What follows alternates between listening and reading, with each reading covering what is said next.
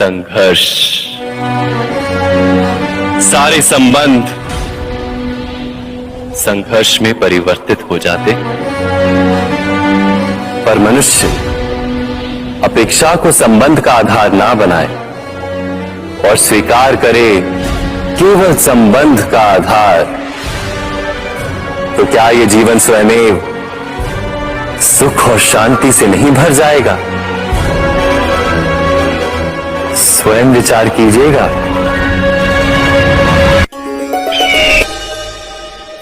तो किसी घटना में अन्याय का अनुभव होता है तो वो घटना उसके अंतर को झकझोर देती, समस्त जगत उसे अपना शत्रु प्रतीत होता है। अन्याय लगने वाली घटना जितनी बड़ी होती है, मनुष्य का हृदय भी उतना ही अधिक विरोध करता है। उस घटना के उत्तर में वो न्याय मांगता है, और ये योग्य भी है।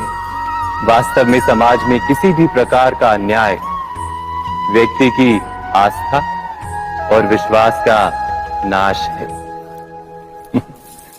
किंतु ये न्याय क्या है? न्याय का अर्थ क्या है? अन्याय करने वाले को अपने कार्य पर पश्चाताप हो और अन्याय भुगतने वाले के मन में फिर से विश्वास जगे समाज के प्रति। इतना ही अर्थ है ना न्याय का। किंतु जिसके हृदय में धर्म नहीं होता, वो न्याय को छोड़कर बैर और प्रतिशोध को अपनाता है। हिंसा के बदले प्रतिहिंसा की भावना लेकर चलता है।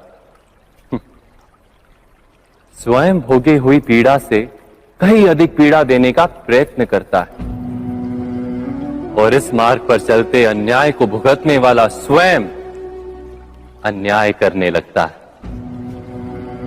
शीघ्र ही वो अपराधी बन जाता है। अर्थात न्याय और प्रतिशोध के बीच बहुत कम अंतर होता है, और इसी अंतर का नाम है धर्म। क्या ये सत्य नहीं? स्वयं विचार कीजिए। दो व्यक्ति जब निकट आते हैं तो एक दूसरे के लिए सीमाएं और मर्यादाएं निर्मित करने का प्रयत्न अवश्य करते हैं। हम यदि सारे संबंधों पर विचार करें तो देखेंगे कि इन सारे संबंधों का आधार यही सीमाएं हैं जो हम दूसरों के लिए निर्मित करते हैं।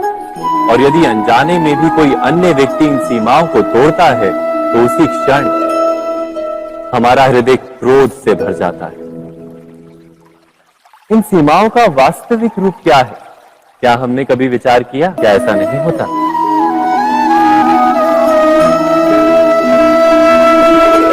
पर यदि एक दूसरे की स्वतंत्रता का सम्मान किया जाए तो किसी मर्यादाओं या सीमाओं की आवश्यकता ही नहीं होती। अर्थात जिस प्रकार स्वीकार किसी संबंध का देह है, क्या वैसे ही स्वतंत्रता किसी संबंध की आत्मा नहीं? स्वयं विचार की। हम भूल ही जाते हैं। कौन से प्रश्न? प्रथम प्रश्न, क्या समय के साथ प्रत्येक मार्ग बदल नहीं जाते? क्या समय सदा ही नई चुनौतियों को लेकर नहीं आता? तो फिर बीते हुए समय के अनुभव नई पीढ़ी को किस प्रकार लाभ दे सकते हैं? दूसरा प्रश्न, क्या प्रत्येक संतान अपने माता पिता की छवि होता है? हाँ, संतानों को संस्कार तो अवश्य माता पिता देते हैं, किंतु भीतर की क्षमता तो ईश्वर देते हैं। तो जिस मार्ग पर पिता को सफलता मिली है, विश्वास है कि उसी मार्ग पर उसकी संतानों को भी सफलता और सुख प्राप्त होगा। तीसरा प्रश्न, क्या जीवन के संघर्ष और चुनौतियां लाभकारी नहीं होती? क्या प्रत्येक नया प्रश्न एक नए उत्तर का द्वार नहीं खोलता? तो फिर संतानों को नए नए प्रश्नों, संघर्षों और चुनौतियों से दूर रखना, ये उनके लिए लाभ करना कहलाएगा या हानि पहुंचाना? अर्थात जिस प्रकार संतान के भविष्य का निर्माण करने के बदले उसके चरित्र का निर्माण करना श्रेष्ठ है, वैसे संतानों के जीवन का मार्ग निश्चित करने के बदले उन्हें नए संघर्षों के साथ जूझने के लिए मनोबल व ज्ञान देना अधिक लाभदायक नहीं होगा? स्वयं विचार कीजिए। सबके जीवन में ऐसा प्रसंग अवश्य आता है कि सत्य कहने का निश्चय होता है हृदय में, किंतु मुख से सत्य निकल नहीं पाता। कोई भय मन को घेर लेता है। किसी घटना अथवा प्रसंग के बारे में बात करना या फिर स्वयं से कोई भूल हो जाए उसके बारे में कुछ बोलना, क्या ये सत्य है? नहीं, ये तो केवल तथ्य है। अर्थात जैसा हुआ था वैसा केवल बोल देना सामान्य सी बात है। किंतु कभी कभी उस तथ्य को बोलते हुए भी भय लगता है। कदाचित किसी दूसरे की भावनाओं का विचार आता है मन, दूसरे को दुख होगा ये भय भी शब्दों को रोकता है। तो ये सत्य क्या है? क्या हमने कभी विचार किया है? जब भय रहते हुए भी कोई तथ्य बोलता है तो वो सत्य कहलाता है। वास्तव में सत्य कुछ और नहीं, केवल निर्भयता का दूसरा नाम। और निर्भय होने का कोई समय नहीं होता, क्योंकि निर्भयता आत्मा का स्वभाव है। अर्थात क्या प्रत्येक क्षण सत्य बोलने का क्षण नहीं होता?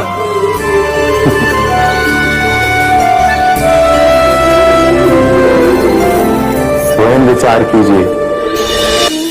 जब भी किसी की आशा और इच्छा भंग होती है तो उसका हृदय क्रोध से भर जाता है। जिस व्यक्ति को वो अपना अपराधी समझता है उसे दंड देने का प्रयत्न करता है।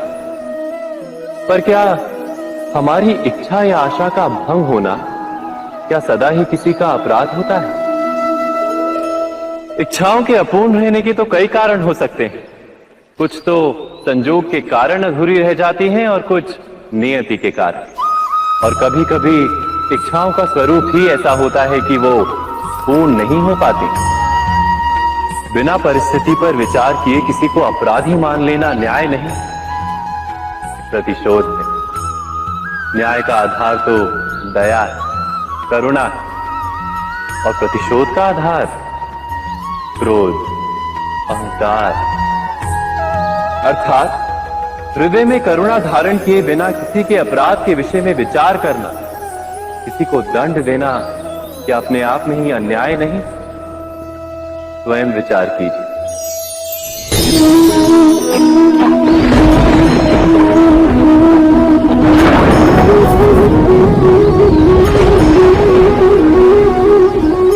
सपनों और पूर्वाभासों के आधार पर हम भविष्य के सुख दुख की कल्पना करते हैं। भविष्य के दुख का कारण दूर करने के लिए हम आज योजना बनाते हैं। किंतु कल के संकट को आज निर्मूल करने से हमें लाभ मिलता है या हानि पहुंचती है? ये प्रश्न हम कभी नहीं करते। सत्य तो ये है कि संकट और उसका निवारण साथ जन से, व्यक्ति के लिए भी और सृष्टि के लिए भी। नहीं, आप अपने भूतकाल का स्मरण कीजिए, इतिहास को देखिए। आप तुरंत ही ये जान पाएंगे कि जब जब संकट आता है तब तब उसका निवारण करने वाली शक्ति भी जन्म लेती। यही तो जगत का चलन है। वस्तुतः संकट ही शक्ति के जन्म का कारण है। प्रत्येक व्यक्ति जब संकट से निकलता है तो एक पद आगे बढ़ा होता है, अधिक चमकता है, आत्मविश्वास से अधिक भरा होता है, न केवल अपने लिए अपितु विश्व के लिए भी। क्या ये सत्य नहीं? वास्तव में संकट का जन्म है एक अवसर का जन्म, अपने आप को बदलने का, अपने विचारों को ऊंचाई पर करने का अवसर, अपनी आत्मा को बलवान और ज्ञान मंडित बनाने का अवसर। जो ये कर पाता है उसे कोई संकट नहीं होता, किंतु जो ये नहीं कर पाता वो तो स्वयं एक संकट है विश्व के लिए। विचार कीजिए।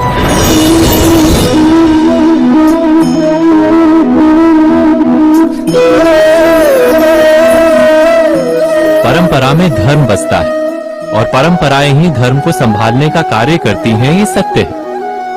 पर क्या केवल परंपरा ही धर्म है? विचार कीजिए।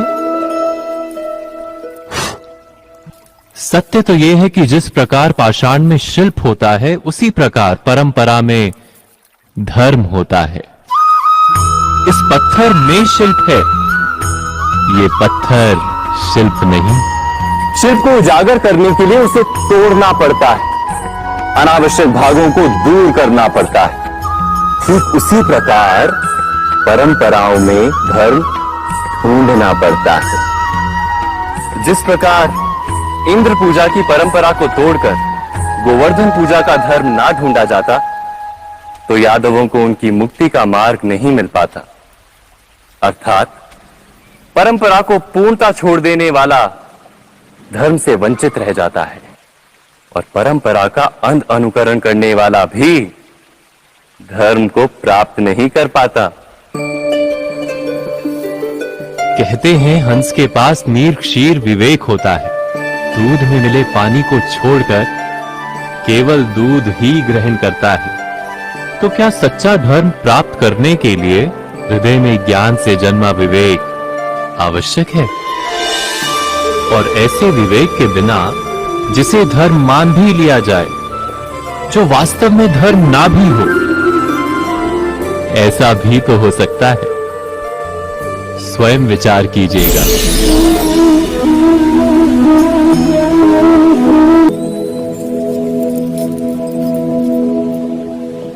भविष्य के आधार पर सब आज का निर्णय लेना चाहते हैं। भविष्य में सुख मिले, भविष्य सुरक्षित हो, ऐसे निर्णय आज लेने का प्रयत्न रहता है सबका। आप अपने जीवन को देखिए, क्या आपके अधिकतर निर्णय के पीछे भविष्य का विचार नहीं होता? और हो भी क्यों ना, अपने जीवन को सरल और सुखमय बनाने का प्रयत्न करने का अधिकार सबका है। पर भविष्य तो कोई नहीं जानता, केवल कल्पना ही की जा सकती है। तो जीवन के सारे महत्वपूर्ण निर्णय कल्पनाओं के आधार पर ही करते हैं हम।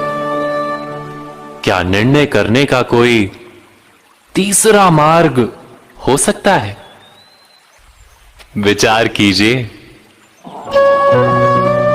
सारे सुखों का आधार धर्म है, और वो धर्म मनुष्य के हृदय में बसता है। तो प्रत्येक निर्णय से पूर्व स्वयं अपने हृदय से ये प्रश्न अवश्य पूछ लेना कि ये निर्णय स्वार्थ से जन्मा है या धर्म से। क्या इतना पर्याप्त नहीं? भविष्य के बदले धर्म का विचार करने से क्या भविष्य अधिक सुखपूर्ण नहीं होगा? स्वयं विचार कीजिए। व्यक्ति को जब उसके अपराध का दंड मिलता है, तब कभी कभी उस न्याय को देखकर मन कचोटता है। प्रश्न उठता है हृदय में कि जब वो अपराध हुआ था तब व्यक्ति भिन्न था। उसके पश्चात उसने इतने पश्चाताप किए, स्वयं में इतना परिवर्तन किया, फिर उसे दंड क्यों मिले? पर जहां आघात होता है वहां प्रत्याघात भी होता है। जैसा कर्म वैसा फल। यदि किसी को प्रेम दोगे तो सुख प्राप्त होगा, यदि किसी की हत्या करोगे तो मृत्यु दंड मिलेगा। जैसा कार्य वैसा ही न्याय। तो फिर प्रायश्चित और पश्चाताप का कोई मूल्य नहीं है? अवश्य है मूल्य। प्रायश्चित और पश्चाताप मनुष्य की आत्मा को बलवान करता है। आने वाले दंड को स्वीकार करने के लिए मनुष्य को तैयार करता है। अर्थात बिना प्रायश्चित के दंड स्वीकार करने का कोई मूल्य है? स्वयं विचार कीजिए।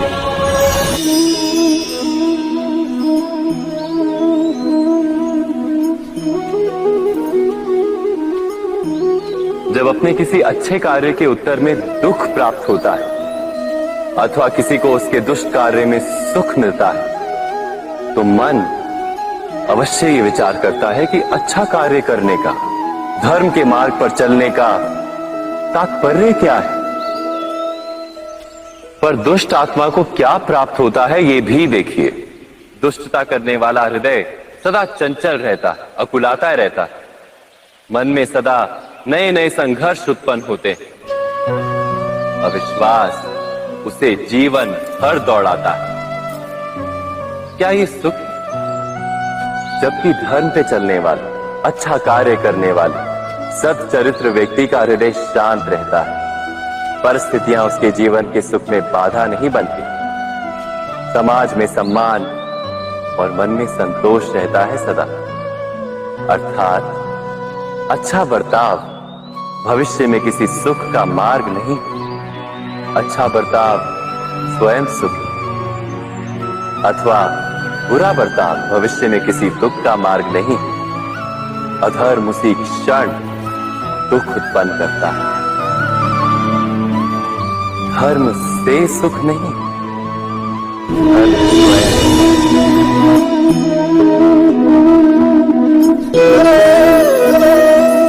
सत्ता की लालसा सबके हृदय को घेरे रहती है। प्रत्येक व्यक्ति अपना एक राष्ट्र निर्मित करने का प्रयत्न अवश्य करता है। फिर वो राष्ट्र कुरु राष्ट्र की भांति बहुत बड़ा हो या फिर अपने परिवार तक सीमित हो, वो सत्ता प्राप्त करने का प्रयास किंतु क्या वास्तविक प्रभाव प्रेम, दया, करुणा और धर्म से निर्मित नहीं होता? जब भी मनुष्य कठोरता और अधर्म से सत्ता प्राप्त करने का प्रयत्न करता है तब वो दूसरों के हृदय में विरोध अथवा विद्रोह को जन्म देता है। और परिणाम कुछ इस प्रकार। हाँ, कुछ समय के लिए वो स्वयं को प्रभावी और शक्तिशाली अवश्य पाता है, किंतु वो वास्तविक सत्ता नहीं। यही कारण है कि भृगु और वशिष्ठ जैसे ऋषियों की आज भी पूजा की जाती है, रावण और हिरण्यकशिपु की नहीं। इस पर तो आप विचार अवश्य करें। सत्य कहा ना?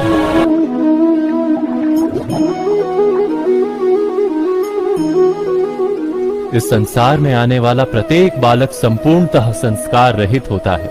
उसके अंतर पर ना किसी अच्छे संस्कार के चिन्ह अंकित होते हैं, ना ही बुरे संस्कार के। अर्थात जन्म से बालक में ना कोई गुण होता है और ना ही कोई दोष। तो ये दोष अथवा गुण किस प्रकार प्राप्त होते हैं? क्या हमने कभी विचार किया है? जो बात माता पिता के मुख से निरंतर सुनी जाती है वही बात उनकी संतानों के हृदय का संस्कार बनती है। जैसे किसी गांव में नदी तट तक एक पगडंडी बन जाती है केवल उस मार्ग पर बार बार चलने के कारण। अर्थात माता पिता के हृदय की इच्छाएं उनकी संतानों के हृदय का दोष अथवा गुण बनकर जन्म लेती हैं। क्या ये सत्य नहीं? पर फिर भी जब उनकी संतानों में कोई दोष दिखाई देता है तो माता पिता आश्चर्य और दुख से भर जाते। माता पिता का हृदय ये प्रश्न करता है कि उनकी संतानों में ये कुसंस्कार आए कहां से। सत्य तो यही है कि माता पिता अपनी संतानों को अनजाने में ही कुसंस्कार के बीज दे देते हैं, जो उनके संतानों की हृदय भूमि पर कुसंस्कार का वृक्ष बनकर उगता है।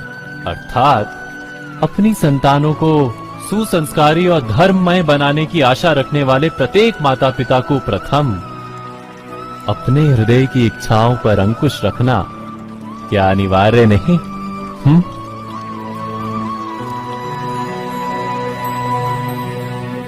प्रत्येक माता पिता इस पर विचार अवश्य कीजिएगा।